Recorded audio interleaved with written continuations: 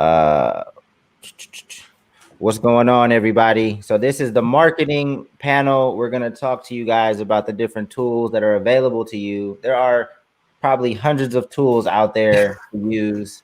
And we're going to assume that you guys have great music already and already kind of had a good understanding of your brand and your messaging. So we're going to jump straight to the tools that, that we think you guys should be using. So we have Ali, is it Shakeri? Shakeri. There we go. All good. I probably should have confirmed that before we started the session. But he is the founder of Toneden. And then we were waiting for Circa, who is the founder of Indepreneur. He's just having some tech issues. So we'll get started in just a second. The way this will work is I will have a conversation with the both of them. I have some questions that I want to ask them, and then we are going to open it up for you guys to ask questions as well, so that we can cover some things that I miss or other things that you guys want to know about. These guys are very well versed in what they do. They understand music marketing. They deal with artists and producers all of the time. And yeah, super knowledgeable. So I think here we go. We got Circa. I'm going to add him to the stream. Hey guys. There we go. There we go. A little bit of a rocky start, but we're here now. Yeah. Okay.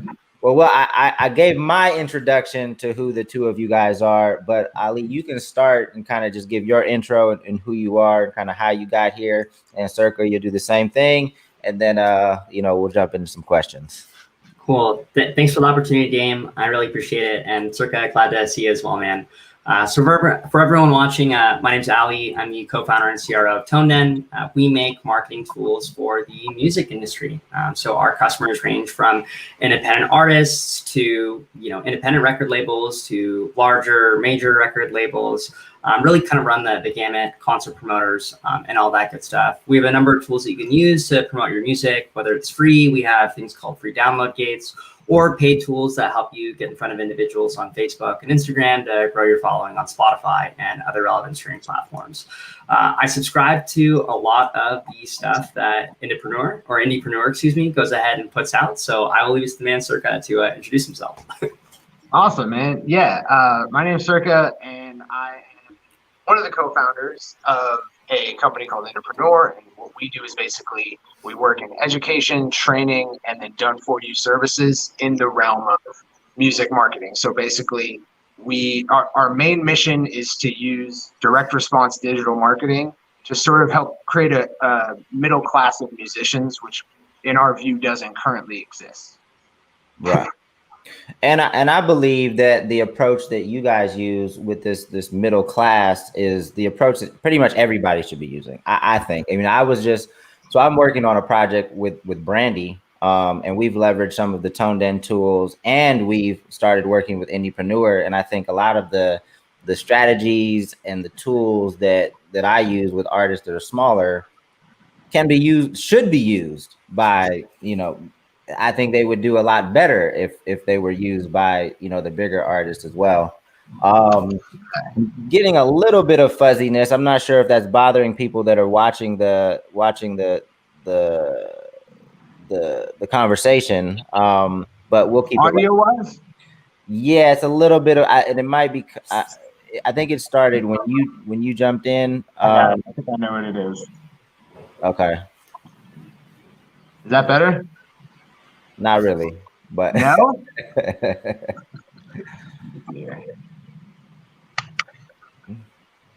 How about now? Not really, but it's okay. We're gonna keep it. We'll keep it rocking. It's not completely destroying everything. Just a little bit of. Ali, can you hear that as well? I can't actually, but I've also been to so many concerts that I'm borderline deaf at this point.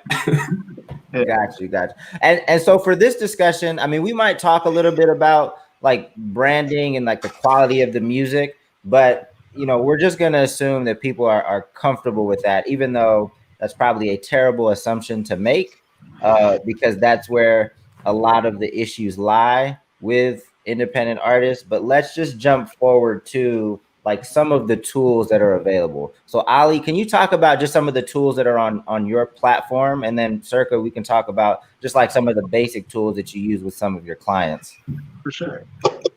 Totally. So I guess to get started, guys, as an independent artist, what I would like to state is that any sort of marketing activity that you do online is an opportunity to gain more information on your fans that can be then used to remarket to them later. So once again, there's a lot of similarities between like what we teach from an education standpoint and what Circa teaches over at Indepreneur as well. So in the, especially in like the hip hop, like rap and electronic space, one of the tools that we used to get really popular and also help out independent artists at the same time was this concept of a free download gate. So at the time, musicians on SoundCloud, for instance, would give away their music without really requiring anything for a download. And what we ended up doing was basically layering this gate on top of it, where in order to get a download, you had to do one of two really simple actions, or rather one of three. Either follow the artist on SoundCloud, follow the artist on Spotify, or go ahead and get their email. And what we saw in the electronic space in particular was that larger artists like a Major Lazer or a Diplo, for instance, would use these gates to their advantage in a few ways.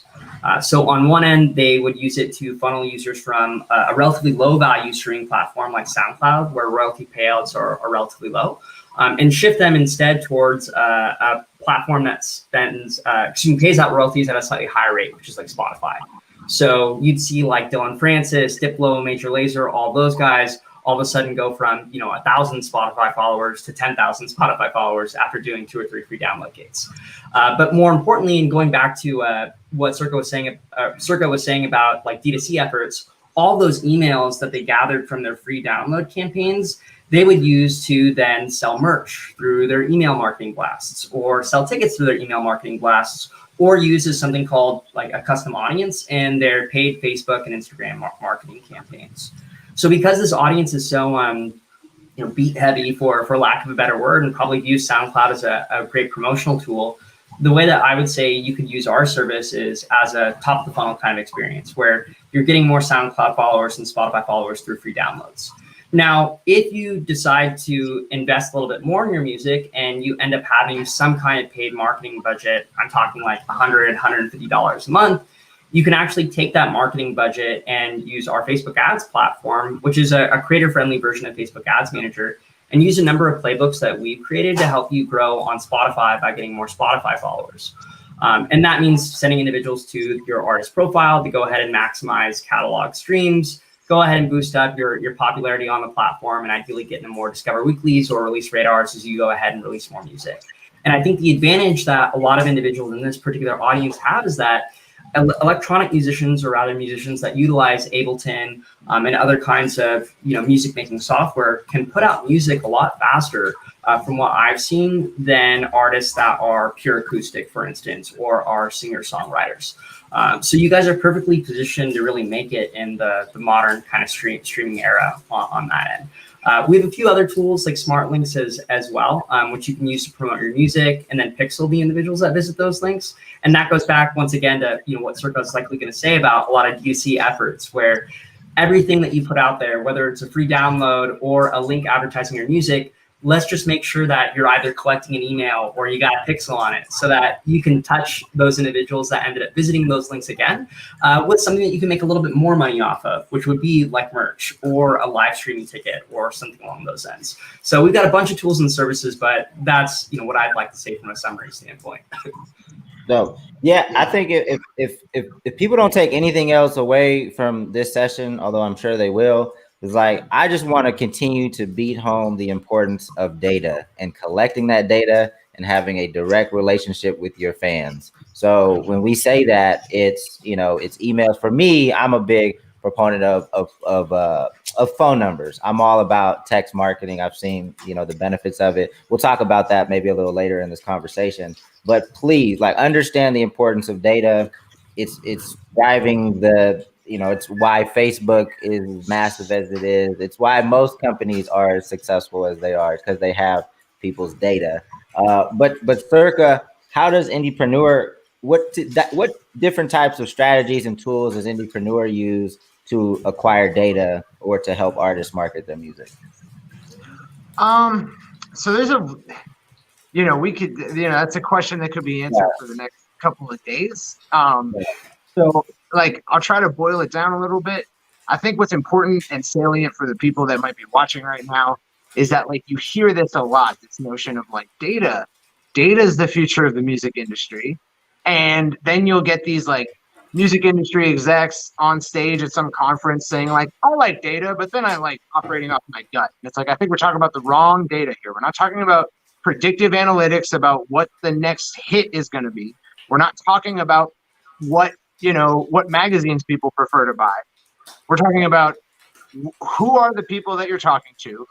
How many times have you talked to them? What did you achieve every time you talked to them? How much money have they spent? What products did they buy? What do they like as it pertains to your music? What correspondence have you had? So like at scale, if you think about like a salesman, right? A salesman who has a list of leads has to call them, introduce himself, call back later, talk about the product, maybe visit their office, give a presentation, and he knows how many times he's followed up with them. He knows exactly what those conversations were. He took notes. Right. And what we're talking about is doing that at a massive scale. We're talking about hundreds of contacts, thousands of contacts, and using technology to do that for us. You don't have to take notes. You don't have to know all that, because the way that your technology is set up, it does it for you. Facebook ads is great for this because there's not a thing that happens on, and in many cases off Facebook, that Facebook doesn't know about. Facebook knows a little bit of something about everything that happens, whether someone played your video, visited your page, messaged you, commented, whether they visited your website, certain pages on your website, bought a product, added a product to their cart, but didn't buy it. There's all these things that Facebook can know about that customer. So Facebook ads and Business Manager is so crucial, not because it's going to help us predict who the next little pump is, but because it's going to tell us who the person with 2,000, 3,000 fans, out of those fans, how many of them have bought, how many of them showed buying intent and just need to be shown the offer again. So that's where data really comes in. Facebook ads is great for this. Most email autoresponders are great for this. What an email autoresponder is, for those of you who don't know, it stores your contacts and it allows you to message those contacts and then also create automations. The reason that automations are important is what you'll notice is the music industry has many, many more email addresses than they send email to. There are 1 million, 2 million, 3 million person email lists that are owned by even small imprint offshoot labels, and they don't message these people. And when they do, it is irrelevant. I'm on Post Malone's email list. I get one email from Post Malone, and it's when the track drops, and it's got the track, it's got the hooded sweatshirt, it's got the touring offer, all in the same email. That's not how we do email. We do email with, as soon as you get on there, we're talking to you. And we pretty much don't stop talking to you until you indicate to us that that's what you want us to do. But we're having a conversation the whole time, and we're taking all the things the list of things you want to do with someone, and we're turning it sideways and saying, let's do this across time. And so email autoresponders are great for that. Text marketing platforms are great for that as well. It's usually a mix of both. We're using email, messenger, text to communicate with people once we get contact information. So I hope that was a boiled down version of kind of what you need to know. I don't know, That was great. And I want to talk a little bit about email marketing, because I think that, a lot of artists, and similar to social media, like the thing is like, I don't know what to say. Like, I don't know how to keep that engagement. I don't know what to post.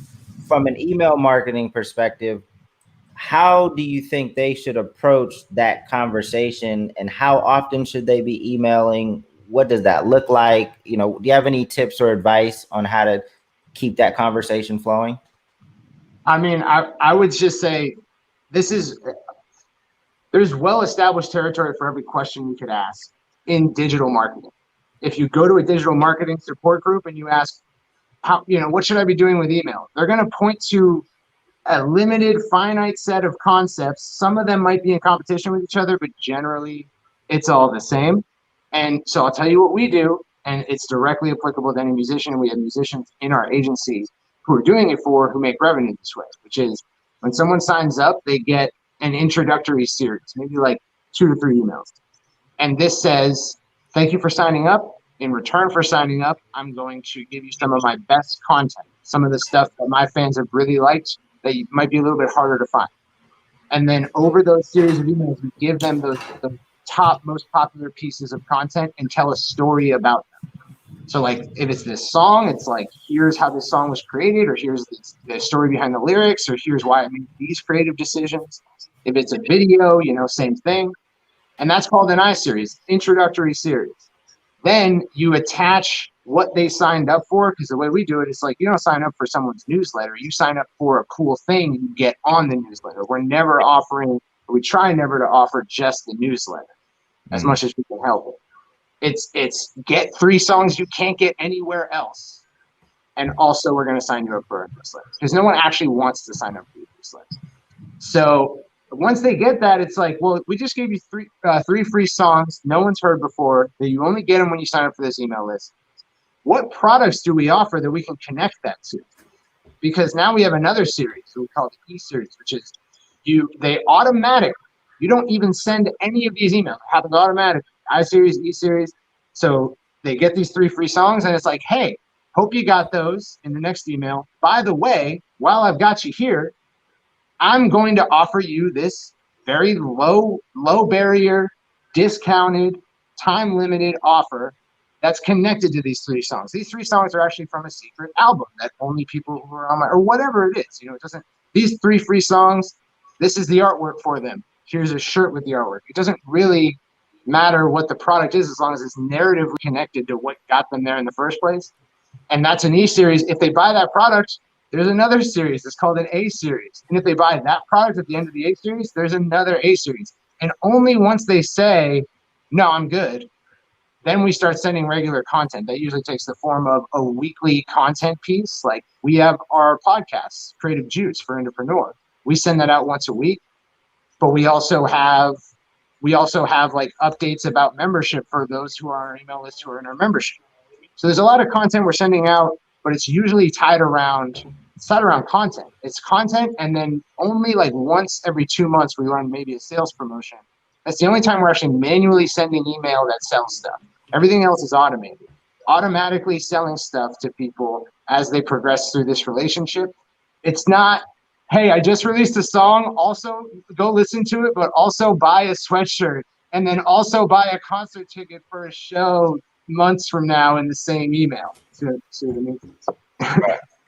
Yeah, I think another thing that I want, you know, people watching this to take away is, you know, a lot of people already understand how difficult it is to be an independent artist and to be a successful independent artist. It's very possible, and there's a lot of opportunity out there, but it's not just, hey, let's create some music and be successful. There's a lot of work and a lot of strategizing that needs to go into this.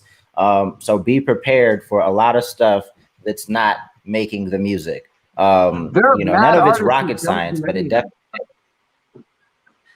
Sorry, I got a little bit of a delay. I was just saying there's mad artists who succeed who don't do any of what I just said. And that's fine. They do exist, but they're not, it's not the majority of artists. And we want to bring the majority of that cohort into this middle class. So we're recommending business. Yeah. And so to add to what Circa said, there are a lot of artists that don't do things like Circa mentioned, like have, you know, automated drip email campaigns after someone ends up signing up to the mailing list. There are a lot of people that don't do that, but they're actually not optimizing for revenue. There are plenty of like, you know, top 1% artists out there that could be making probably like 50% more gross income than they're making now if they ended up implementing those things. Now, on a tactical level for a lot of developing artists, I think there's almost a step before, there is a step before setting up those kind of drip email sequences where you have to take your brand from 0 to 1, right? You have to get individuals to want to, you know, even consider signing you up to that mailing list in the first place. Now, the way that I would divide up those initial promotion efforts for people watching is basically free efforts and paid efforts, meaning free is in it's not going to cost you anything except for your time. And then paid efforts, meaning you're going to need to shell out some budget on different types of marketing, for instance.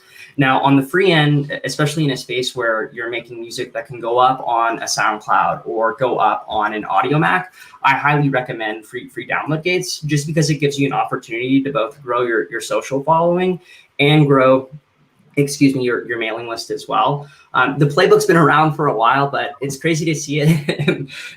I saw it happen in the electronic space a number of years ago, where a number of very high-profile touring artists now, like a Jaws or a Louis the Child, for instance, went from 500 SoundCloud followers to 50,000 SoundCloud followers, because they took advantage of that golden age, so to speak, of the SoundCloud newsfeed, where for all those new followers that you'd end up getting, your music had a really strong chance of appearing in that SoundCloud feed. They'd end up reposting it, and because your song had a free download gate associated with it, more people would download it, would follow you, and you'd create this nice viral loop, essentially.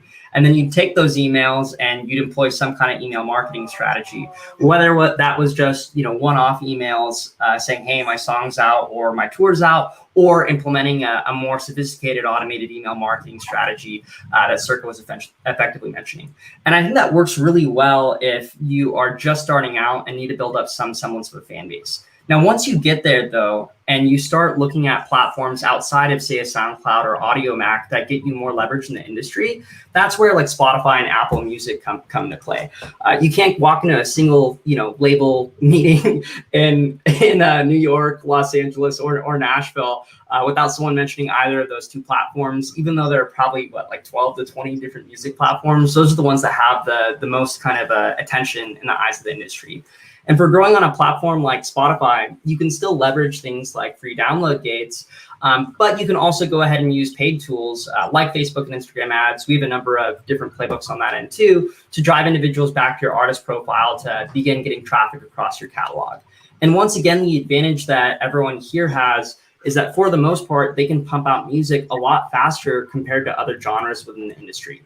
And that fast release cycle is going to enable you to generate more content relative to other artists that are trying to get out there, which means more content for free download gates to go ahead and grow your email list or your socials, and more content to go ahead and appear in the release radar playlists of all these new fans that you're going ahead and getting in on Spotify.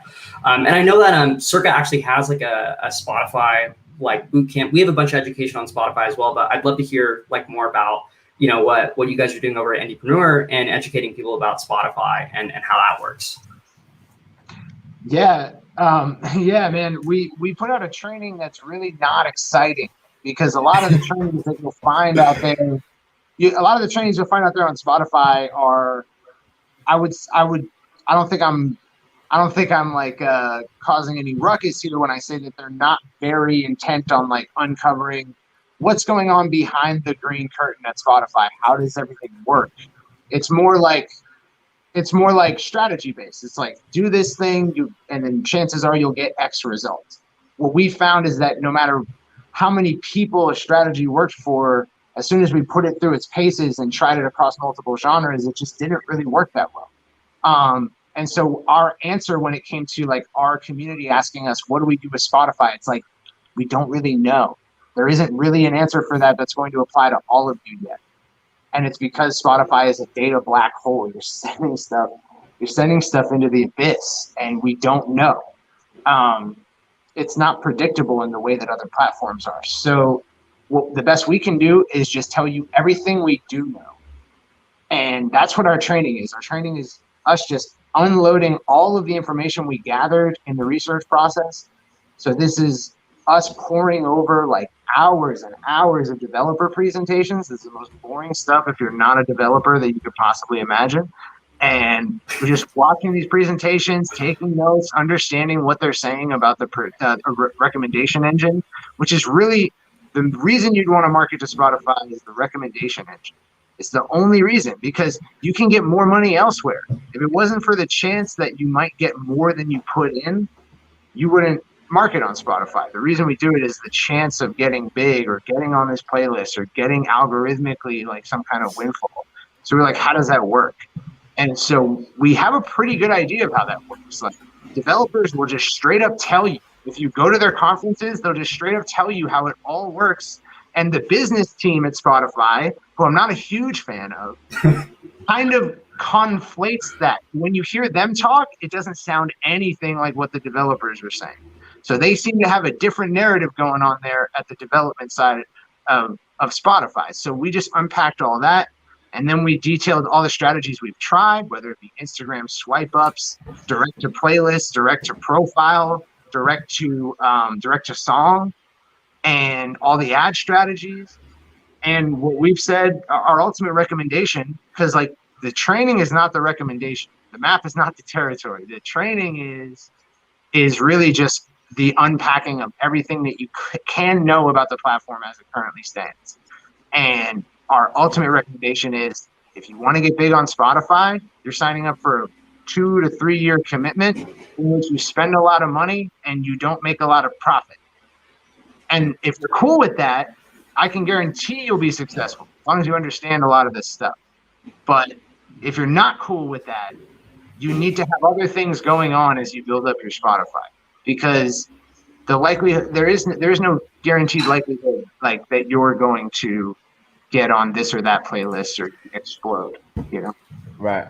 So just the obviously there's like artists, they all want to get on playlists. And I personally think there's way too much of a focus on, I mean, obviously getting on a playlist is a positive thing. It could drive some streams up. But to me, that's not where a majority of your focus should be. And it seems like artists are just kind of thirsty to get on playlists. What is your perspective on that? I'm sure you see it, you know, just kind of this, getting on a playlist to them, I think equates to success or money, but I don't think it's a long-term strategy personally. Go ahead. The way that I would think about Spotify is you're not looking for immediate ROI. What Spotify gives you is two things. One, leverage within the industry.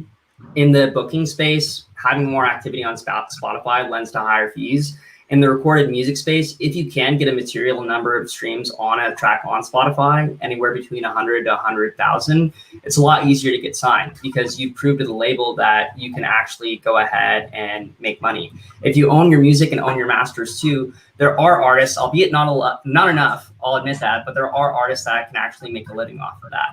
The way that I would view Spotify in the case of individuals hopping on this call, though, is that for individuals that are putting their music on open platforms like a SoundCloud, a YouTube, or an Audio Mac, use those platforms where you've got a lot of reach and a lot of push and pull. Use those platforms to collect emails and ideally get Spotify followers from them. That's what a lot of really established YouTube channels do. If you look at like in the dance space, like Proximity or Trap Nation, these guys initially started out as YouTube channels and they realized they could make more money becoming a record label. So they became a record label. And they realized that the amount of money that they make from YouTube ads pales in comparison to owning music that they get from actually owning and getting streams from Spotify, So a lot of these guys, what they do is they basically funnel their traffic from their YouTube videos and from their SoundCloud profiles to their SoundCloud playlists or Spotify playlists, so they can go ahead and promote that music over time. Now, what Circa said is true. It is a data dark zone, so to speak, right? You can't collect the emails of individuals that are following you on Spotify. So you are limited from a remarketing sense there, which is why if you're careful about how you funnel individuals over, or at least funnel some of the individuals over, you can collect their emails or retarget them if you are using a smart link in the process of going ahead and doing so, which helps. But more importantly, guys, the way that I would think about it is Spotify is one of the few services out there. I'd argue it's better than like YouTube at this. It's going to promote your music for you while you sleep, right? You get back more than what you put in as long as you're sending individuals to like the right destination and doing it on a recurring basis. I've seen people that spend anywhere between $3 to $5 per day grow their daily stream count on Spotify from 100 streams a day to like 1,000 streams a day on that end. And it's important not necessarily just to look at it as a ROI perspective. You're not going to break even spending $1,000 on ads on Spotify. But what you're going to do is get a lot of other stuff in the process. You're going to grow on Instagram. You're going to be able to remarket to those fans with different kinds of product offerings that you go ahead and have. And if you end up getting the right content on Spotify and getting enough engagement on it, Spotify is going to take that content, run to the hills with it and allow you to grow through their algorithmic playlists like a Release Radar or Discover Weekly. The last note, so I don't hog the mic here, thanks again for your question, Dame, is when it comes to playlists, there are playlists that are going to help you win in this long-term game of building out a career as a musician. And then there are these like flash in the pan playlists where you're going to go ahead and get, 100,000 streams in your single, but the moment your song gets taken off that playlist, those streams are either going to go away, meaning they're not going to continue from a daily stream count standpoint, or you may have just bought yourself some fake plays. So you want to be getting in the algorithmic playlists that are going to go ahead and churn out your music in front of people that are actually going to be likely to listen to it, as opposed to these like fly-by-night playlist promo companies, which are just looking for a quick buck. We go over a lot of this in our free education portal called Toneden Academy. So if you go to academy.toneden.io, you can go ahead and check that out. We have it on YouTube too. And a lot of the stuff that Indepreneur puts out is very similar from an education standpoint. We're very aligned in terms of saying, look, here's how Spotify works. These are the next best alternatives that you can do to grow a D2C business as a musician. So I'll end there. the example that you just mentioned of having the person grow their streams on the platform, are you talking about using Spotify ads, using their ad platform? So I'm talking about using Facebook and Instagram in particular to grow on Spotify. It's somewhat ironic, but the advertising on Spotify, advertising options, on Spotify are going to grow over time, right? Like they've got ads that you can go ahead and send to freemium users, and if you're a UMG back label, or if you got a lot of deep pockets, you can go ahead and run Marquee, which is that pop-up that effectively occurs. That's still in beta. The minimum spend on Marquee right now, I think, is about $2,500, but you still encounter this chicken and egg problem, right? Marquee right now only really seems useful if you already have those fans to begin with, right? And if you think about how Spotify grew, especially in a developed country like the United States, they really exploded because of their partnership with Facebook, right? Facebook and Instagram, the collective number of active users on the Facebook family of apps is 2 billion. And for those 2 billion users, on average, pre-COVID, they were spending about 2 hours per day. That's probably like 4 or 5 hours per day right now is what my guess would be. And within those 4 or 5 hours, you're scrolling through about 150 feet of physical news feed. And in that 150 feet, like on your cell phone that you're scrolling through, well, cell phone computer combo, which is basically the height of the Statue of Liberty, Facebook has to decide what content you see from your family, what content you see from your friends, what content you see from your pages. And about 50 ad impressions. Yeah, right. So there's this limited amount of inventory within the news feed. So the goal is, how can you play these really smart games with Facebook Ads Manager to outperform a VP of marketing at Coca-Cola that's got a Harvard MBA with like $1 million a day marketing budget, right? So that's why we're really bullish on Facebook and Instagram. That's where the audience is. It's going to shift over time, but there still is a very big amount of people there and a really effective ads platform. Yeah, I'd like to tag on to that if I can, just to say that, that point about beating the Coca-Cola VP of marketing, those are TV and print guys. You know what I mean? They don't like social. They don't understand social. They don't want their budgets going to social. They're holding on a tight grip to the death of cable television and network television. And so there really is that genuine opportunity to, like, as some punk kid, like, outperform those dudes. You totally can. Like, as an indie musician, you can. You can outspend them. You can get higher quality rankings on your ads, create more engaging content than they can dream up, and you can win against them. Not to detract from the larger point of playlists. No, I think there's definitely an opportunity there.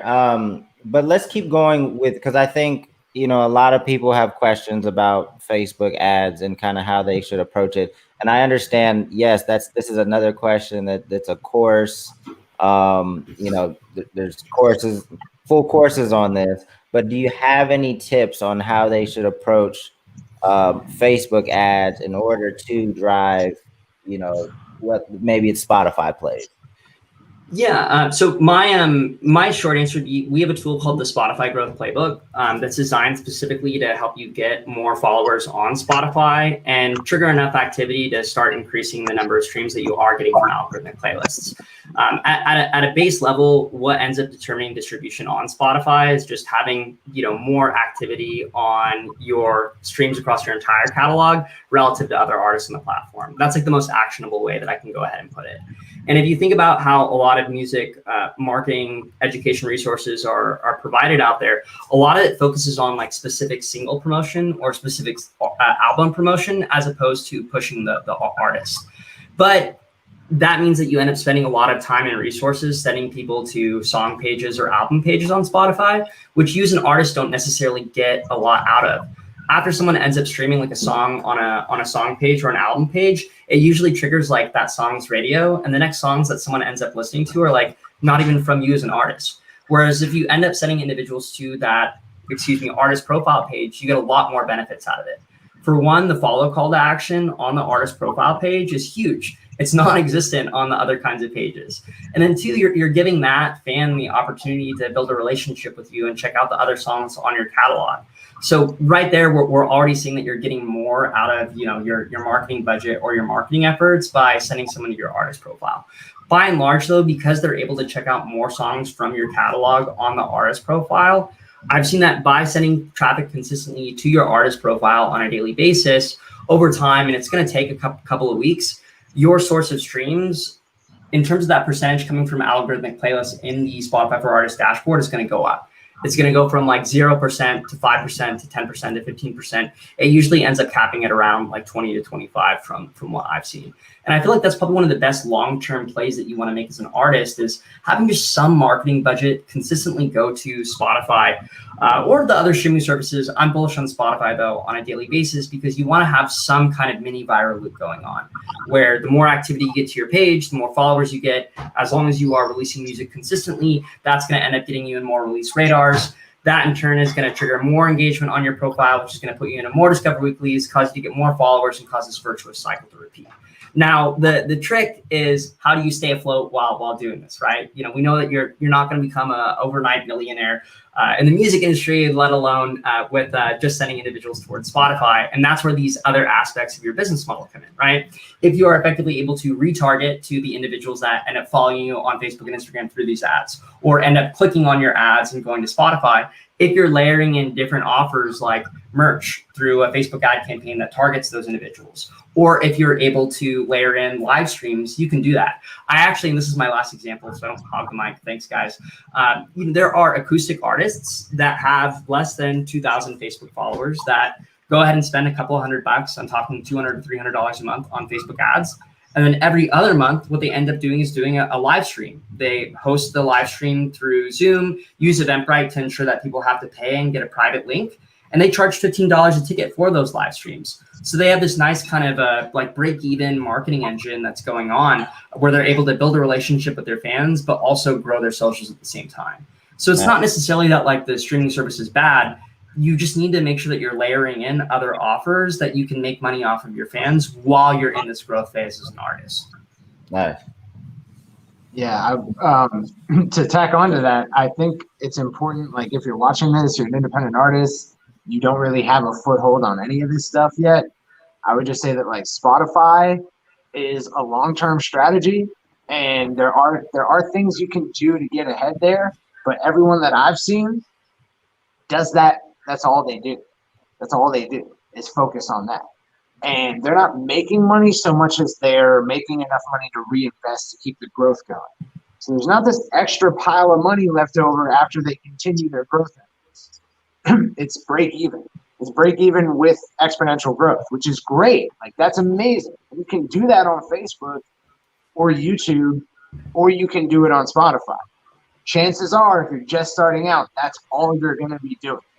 And they're, like you're looking at like the lesser of two evils based on your preference. Do you like making and putting out music and marketing on Spotify and having a big Spotify following? Great, do that. Do you like putting out videos and creating merch? Like, okay, well then you should be on YouTube. You should be offering merch to subsidize your YouTube growth efforts. Do you like making more candid performance-based content and interacting with fans? All right, Facebook, live streams, performance videos, and you can make efforts to subsidize that too. But break-even growth should be your goal if you're just starting out. Don't look for efforts to profit off your music, because you're in the realm of lottery tickets. You're in the realm of, either I want to blow up or nothing. I'm good with. Well, Circa, can you talk a little bit about your guys' Fanfinder method? Yeah.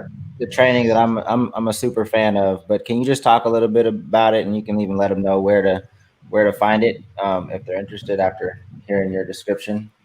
For sure. The Fanfinder method is just it's an approach to basically that same goal of like getting new listeners, growing your actual listener base. So you might do that with like IG swipe up ads to a Spotify profile or a playlist or whatever. But we didn't have that when we started with the Fanfinder method. So we're looking at disparate different ways to create that first listen or create that first fan. The way we found was we were looking at digital marketers, like high volume Facebook advertisers who were telling us, stop using high production value videos. People don't respond to those nearly as much as they respond to candid, videos and lower production values. They were telling us you should really leverage, if you're building warm retargeting audiences, you should leverage the cheapness of like engagement-based campaigns. So when you run a Facebook ad, if you're telling Facebook, I want more clicks to my website, Facebook's like, all right, you want to take them off Facebook? You're going to pay a premium for that. You're going to pay a little bit more. But if you're telling Facebook, I just want you to show them my video, it's on Facebook, they don't have to leave, Facebook's like, all right, dig that. Not going to send them off Facebook. I'll charge you less per 1,000 impressions. Then compound that with the fact that if you're doing a video campaign, you want people to watch your video, you're going to want to make a really engaging video. The more engaging a piece of content is, the less Facebook charges. Facebook has created a free market that creates an equilibrium of user experience and business result. Users don't get pissed off because it sucks with all these crappy ads, and businesses get the result they want at the same time. So the better an ad you create, the more fun your ad is, or the more engaging it is, the less you pay. So we took all that information and said, if they're telling us that long form candid content works best, and if they're telling us that if we are just starting out as a business, we should be using video content and leveraging the cheapness of the video view placement, then that's what we're going to do. And so we took like freestyles and live performances and looping videos of people in their living rooms, and we tested out across many different genres running this kind of strategy. So that's what it is. It's running a Facebook video ad campaign with a candid, preferably candid video. Your big budget music video isn't going to perform as well as me with like this MIDI controller right here and like a microphone with like my cell phone. I'm going to beat you every time. You go to Australia in the hills and you have like a red helium 8K, I'm going to beat you. You know what I mean? In the Facebook ad platform. And that's what's really cool about Facebook ads, is that it's actually antithetical to have this big budget and think like a classic media buyer.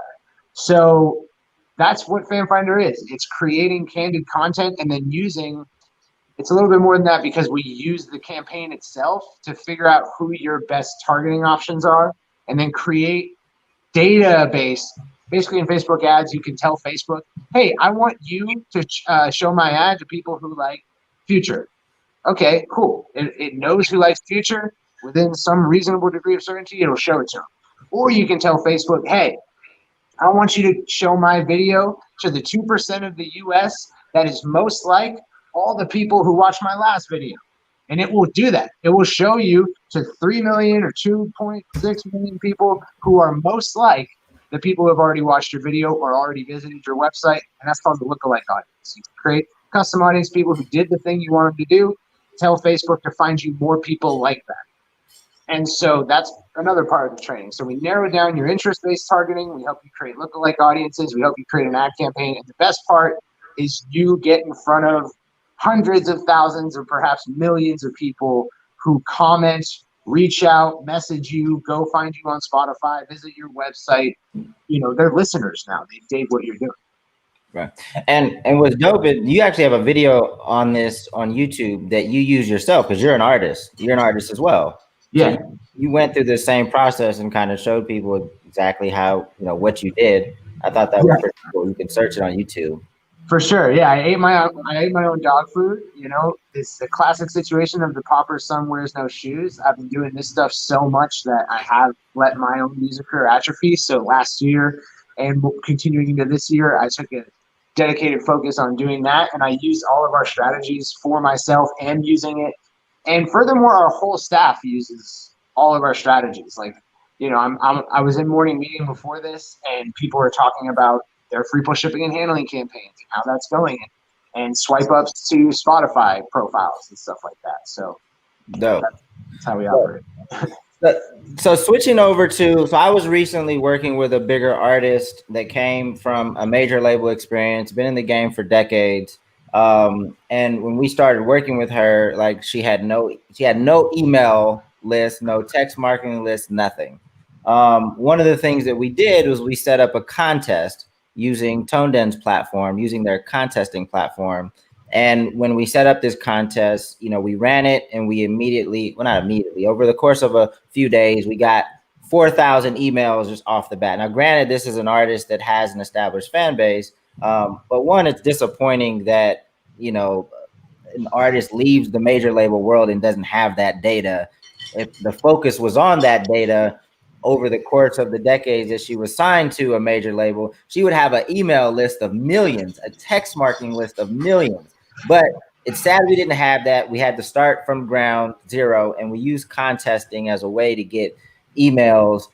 Ali, can you talk to him about how that tool works? Yeah, totally. So I know we've been talking a lot about email marketing in general today, but there is that classic problem of, okay, how do you build that list in the first place if you have budget or if you don't have budget? Now, if you are a developed artist and you do have an established following, a really easy way to do so is to go to our website and create a contest. You can basically give away things like merch, like concert tickets, like whatever kind of prize you can think of. Usually something related to the artist, like merch, works well. And in turn, they can go ahead and enter the contest by subscribing via email to your email list, but then also perform extra actions as well, like following on SoundCloud, Spotify, Twitter, and so forth, which has been a really fun way for a lot more established artists to go ahead and grow their mailing list. For anyone watching, though, that hasn't fully established their fan base, though, yet, I think one of the easiest ways to build that out, or two of the easiest ways, are by going ahead and utilizing free download gates, for instance. So if you guys are going ahead and rapidly putting out content, you can go ahead and basically create these free download gates where an individual clicks on, a link in a YouTube description or a link in a SoundCloud description. And then from there, if that fan wants to download your content, they need to sign up to your mailing list, plus subscribe to you on, YouTube, or subscribe to you on Spotify or SoundCloud at the same time. And what that ends up doing is empowering you to build something called a viral loop, essentially, because the more followers you have on that social platform, you're going to be able to get in front of more people and increase your reach on it, whether it's SoundCloud or like a YouTube on that end. And then because you have your email, you can go ahead and send them other offerings as well. So that's the free component that's tried and true. I've seen many a broke DJ or producer actually get to become a touring musician or agent because of it. The second element, and this is the method we're really bullish on, is Facebook advertising. We have a tool called the Spotify Growth Playbook, where you basically create these Instagram story ads where individuals end up swiping up, and they're prompted to go check out your profile on Spotify, where they can then go ahead and listen to your catalog and determine whether or not they want to follow you. We do have different variations of it as well, for like YouTube, for instance, for TikTok, SoundCloud, and AudioMac, knock on wood, should be coming soon. For my engineering team watching this, they're like, we're building what? So it's coming soon on that end, as I understand they are really important for this space in particular. I'm a really big fan of AudioMac as well. I think they're doing a lot of really good things in the space. But once again, if you're coming in and watching and you're thinking, okay, what can I do immediately after, like I am on this panel, I'd say two things. One, look at your content that currently exists on like SoundCloud, AudioMac, and YouTube, and see how you can go ahead and gate it so that you start getting more social followers and emails because of it. And that'll create an own viral loop in and of itself. And then two, if you do have spare marketing budget, I'd highly recommend like creating a Facebook or Instagram ad campaign. You can do so through our platform as well, and pointing individuals back towards like Spotify, for instance, so that you could start building out that platform. Because even though it might be a data dark zone, it just depends on what your career goals are, right? If you're trying to, get signed, and getting signed by a record label for, as much as we want to tout DIY stuff, it still is a viable strategy, right? If you want to go ahead and get signed, you need to be growing on that particular platform. If you want to go DIY though, you still ideally want to be growing on a platform like Spotify too. So that's where I'd recommend focusing. YouTube and those other platforms, I think you can grow them by leveraging the content that you put out, right? Right now, if you don't have budget, you got time, which means you can go ahead and make music and release it frequently, go ahead and put it up on YouTube. And there are plenty of larger YouTube channels, for instance, that will go ahead and host your music. If you end up putting that free download link in the product description, you'll end up getting more emails because of it. And if you end up negotiating, with that YouTube channel uploader too, you'll be able to make money off of that as well. So like, not all content's going to be, stuff that you fully own. Some content can be brokered in order for you to grow your fan base in an efficient way.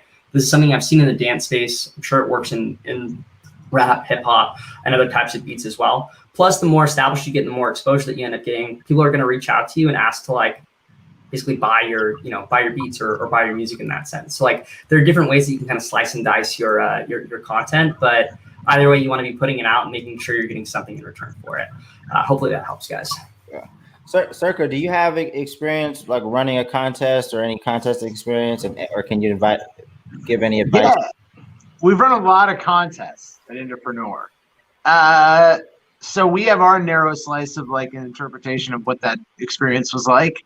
And then there's contests for like artists. TuneSpeak is amazing, right? Isn't it TuneSpeak that does the contests? Mm-hmm.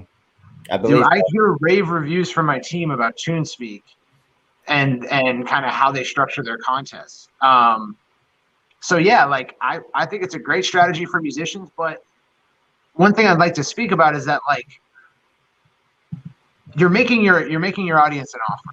When you try to get emails, you're making your audience an offer. There's two components that play into the likelihood they're going to take it. One is how valuable is the offer. If you're giving away $1,000, doesn't matter how much they like it, they're taking it, right? But if you're giving away like a free song, it does kind of matter how much they like it, because there's plenty of artists for whom a free song isn't going to cut it. For me, I don't like the artist. I don't care. Right. And then there's the component of how much they like you. When they like you a whole lot, it doesn't really matter what you're offering them. And when that's evidenced by the fact that free downloads can work for artists who already have a high affinity with their audience. Free downloads are a nuisance. It's easier for me to go to Spotify and stream you. To download this digital junk onto my phone and then play it in a separate player, I don't want to do that. There's some genres for which it works better than others. Like dance, they download tracks all the time because they're doing DJ sets. And they're well familiar with transferring audio files from this device to that. Hip hop fans are not down for that. They want to stream you on some streaming platform, typically. If the download is of an exclusive nature, they're much more likely to take it, because it's like, well, I don't really want to have to download it, but that's all I can do. You know what I mean? So I find that when they can download it elsewhere, they're less likely to take it. If they can't, they're more likely to take it. Or if it's some other exclusivity. So then you have this third component of exclusivity of the offer. Value, exclusivity, and affinity. How much do they like you? If you're doing your job really well there, you could offer them. Taylor Swift doesn't make offers to her audience. She just has a newsletter sign up. And it works to the tune of millions of subscribers. If you're a business out there and you have a newsletter sign up on your website, no one's ever filled that out. No one's ever filled that out. No one wants to be on your newsletter.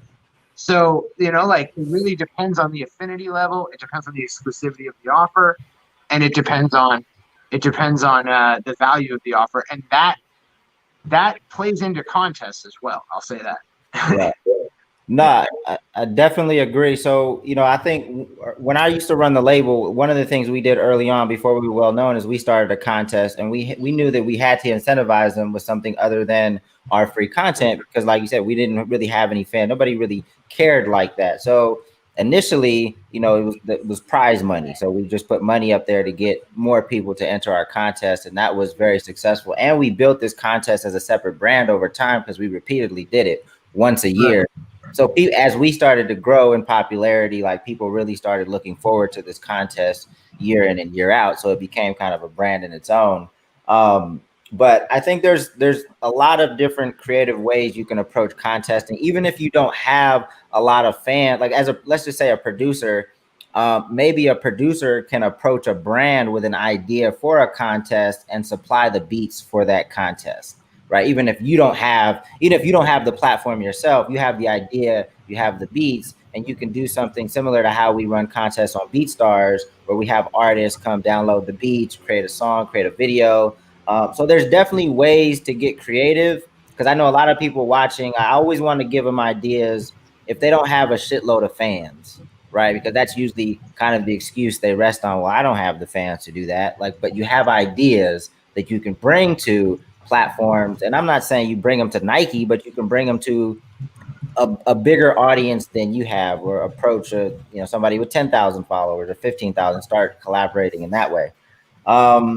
The before I open it up for questions from the audience, because I definitely want to take some questions, and I don't know. I saw some questions in the comments as we were talking, and there's no way to kind of note them, and I probably can't scroll up and see them all. So if you've typed a question already, please type it again, and I'll grab a few. But I definitely wanted to talk about text marketing, because I'm a huge fan of text. I don't know if either. Well, I know Circa's had experience with text marketing, and I don't know if Toneden has any plans to incorporate text marketing into your platform, but I wanted to touch on it because I think it's super important to have a text marketing strategy. And it feels like the music industry is always late to everything, even though it seems like we would be on the forefront of things. It's just not the case. But does either one of you want to just speak to text marketing or experience with text marketing at all? I'll go after you, sir. We have plans to implement text marketing, specifically with things like pre-saves or with free downloads, for instance. So giving the fan the opportunity to give their phone number in exchange for receiving that little bit of content. Usually what I found is that transactional based messaging works well. One of our more popular tools leverage like Facebook Messenger, for instance, where an artist would go ahead and announce their tour on Monday and have that tour go on sale on Friday. So anyone that ended up engaging with like that tour announces landing page on Monday would get like an email or a Facebook Messenger message saying, hey, look, like our tour is effectively on sale now. And we saw engagement rates that were through the roof. I think anything that's not email, anything that's, I guess, like SMS or messaging based, like a Facebook message or a text message, is going to have a really high open and click-through rate. So like email on average has like 20% open rates. Facebook Messenger has like 80% like open rates. Email's got 2% click-through rates. Facebook Messenger, from what I've seen, is like 20% click-through rates. And I'm sure SMS is the same, which is why we're looking into implementing it. But I'd love to hear what Circa has to say about SMS in general. Yeah, I think one thing is that text is not email. Messenger is not email. And email is well-established territory. We discovered it 2-3 decades ago. It's been explored. Customs have been set up. Culture has been set up. Rules, standards, and practices. Email is well-worn.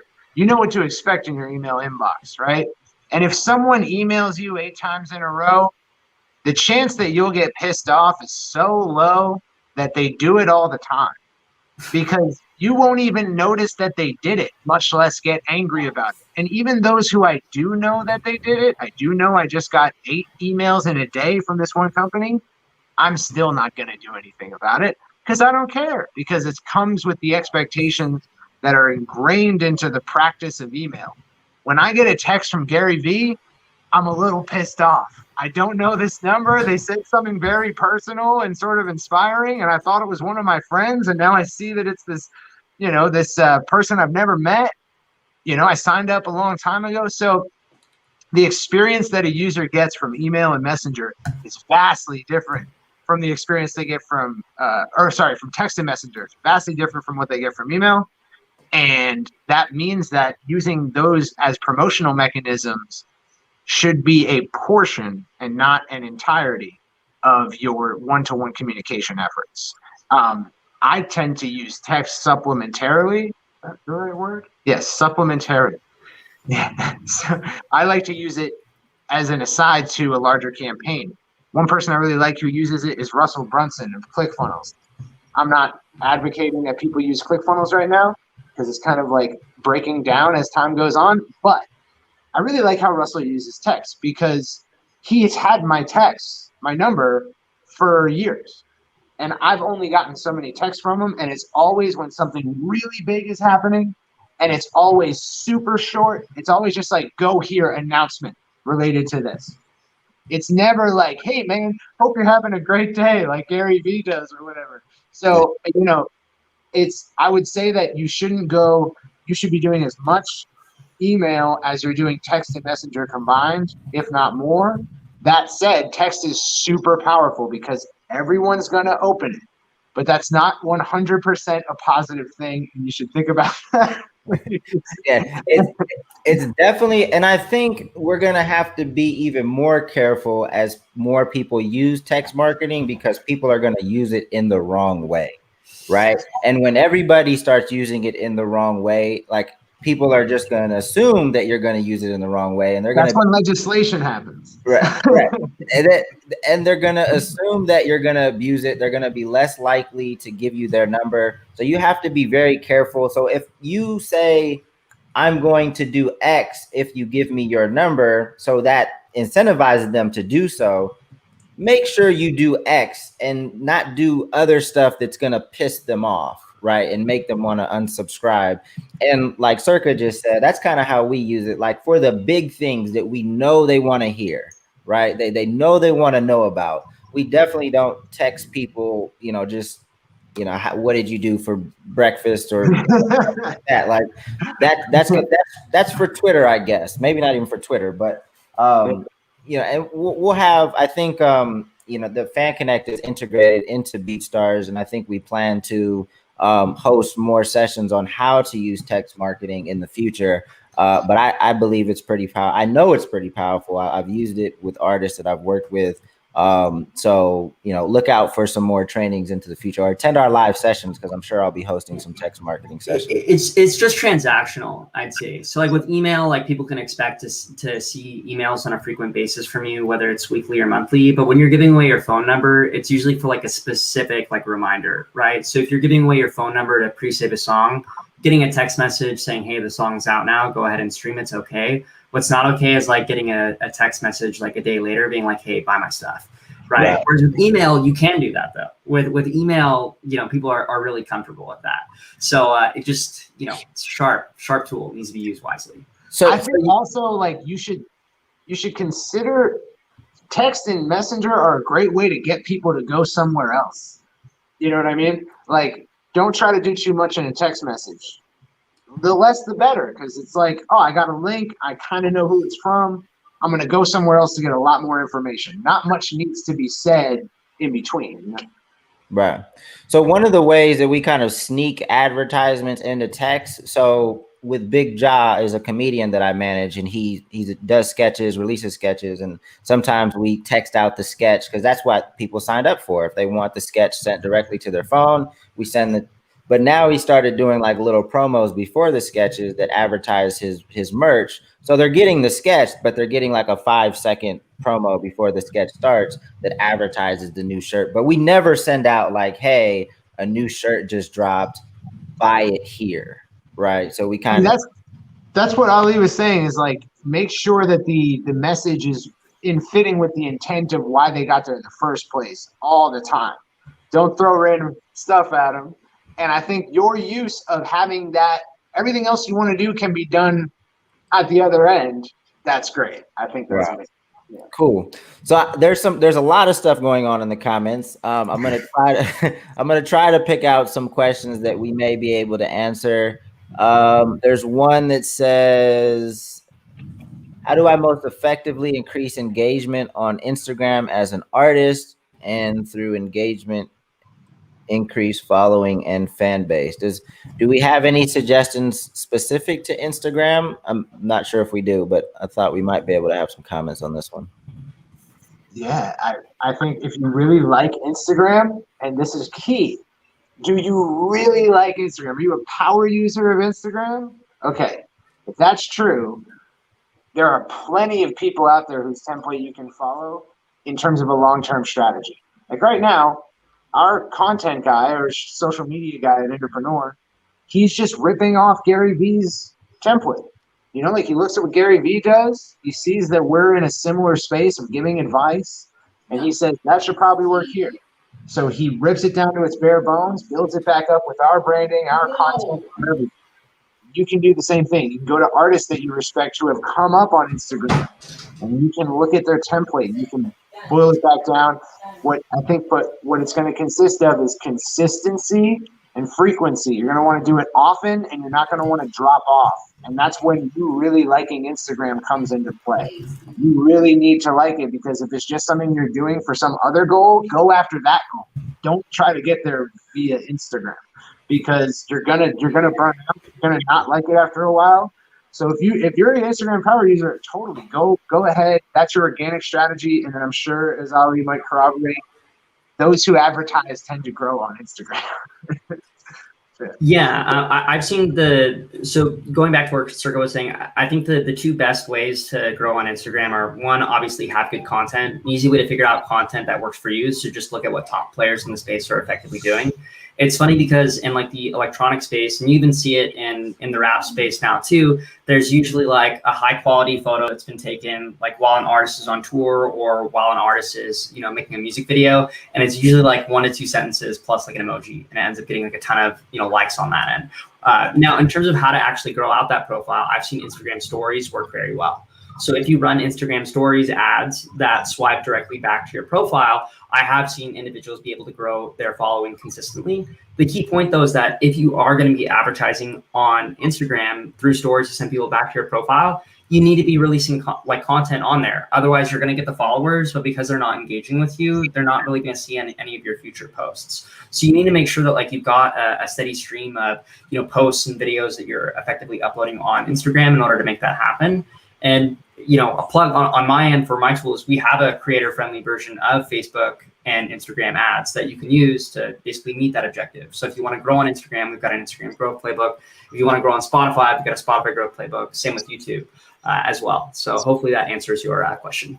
I just want to add one more tip, is that if you go back to the 1920s to the 1970s, the way that people promoted was direct mail. And they found that longer letters got a better pull. More people would buy the thing if the letter was longer.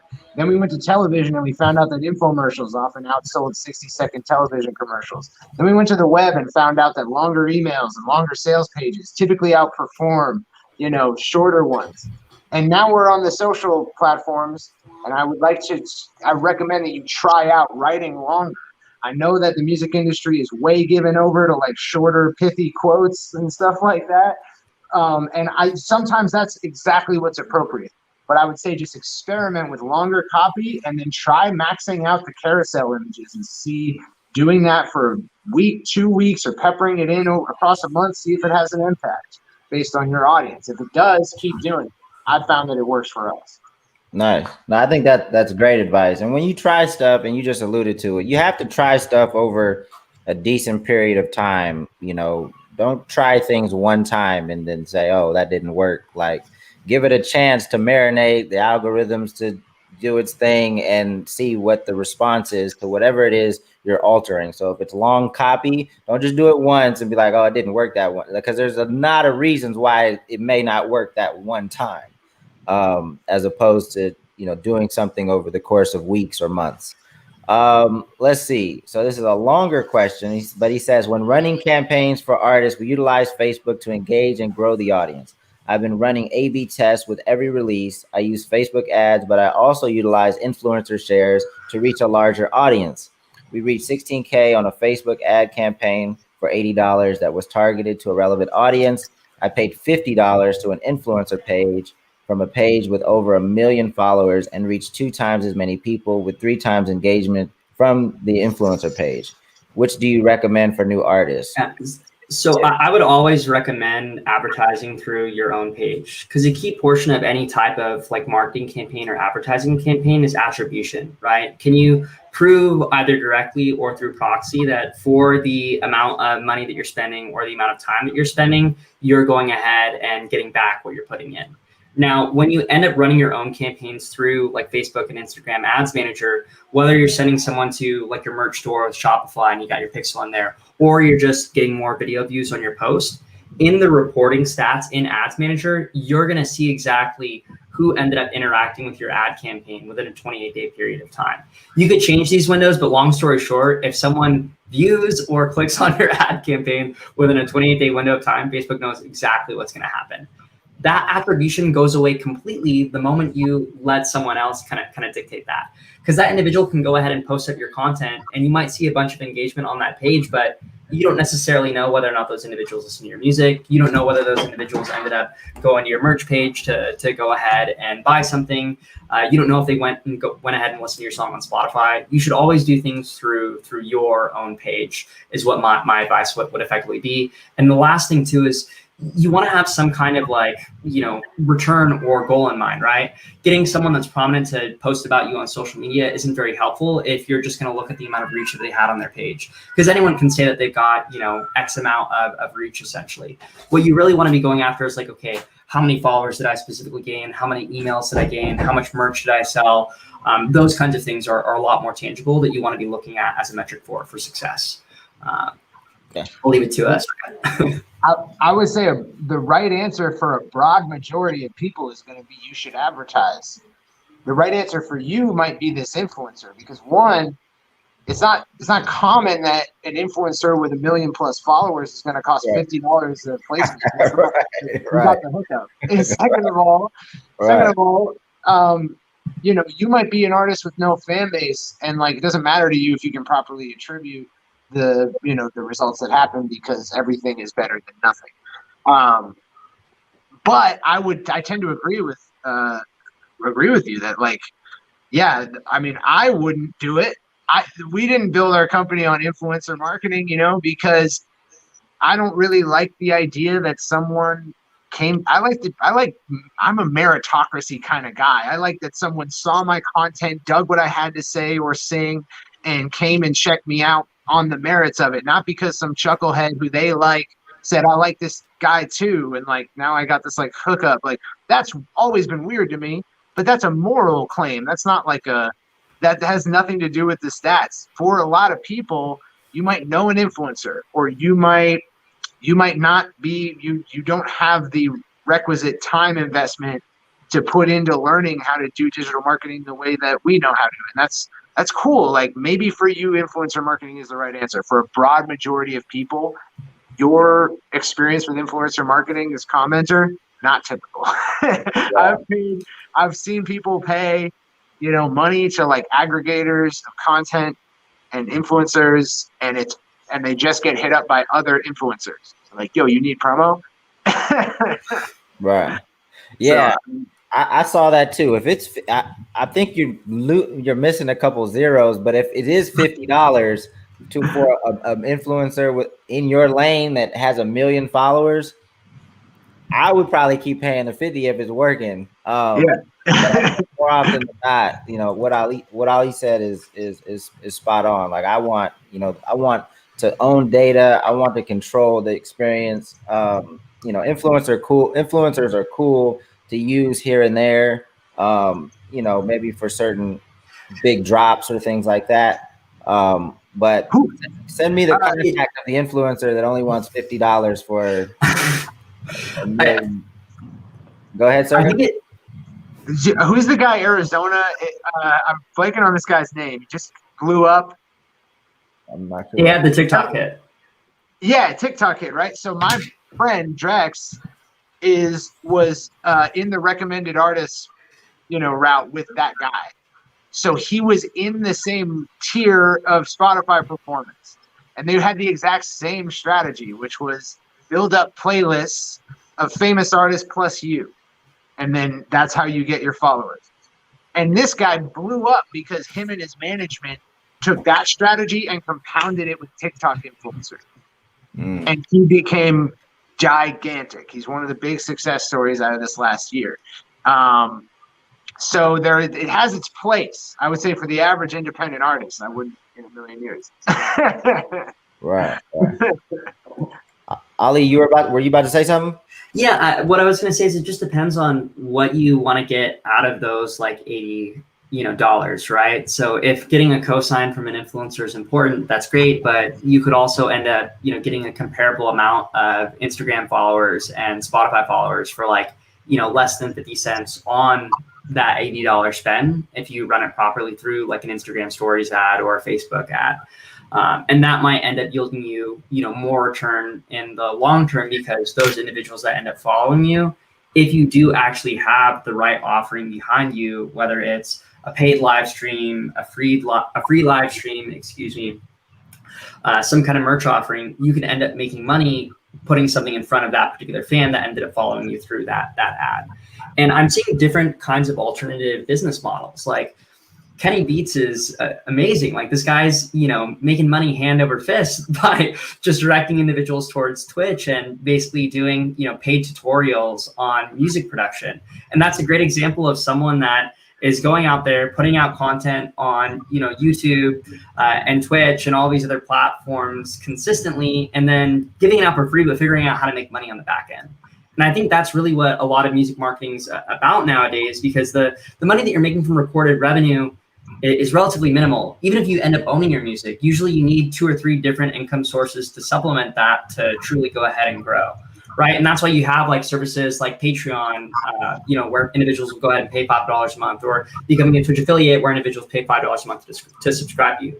But none of this is possible without some base level of fan base. I guess you can call it like a minimum viable fan base, so to speak, where you have enough individuals to care about you that are going to be willing to go ahead and pay for you, right? So in order to get from that like 0 to 1, you have to come up with these like, really clever hand-to-hand marketing moves that are going to go ahead and get you there, right? Some of that component's paid with like, running Facebook ad campaigns, whether they're video view campaigns like Circa's mentioned, or Instagram stories ads that swipe back to your Instagram profile or swipe back to Spotify.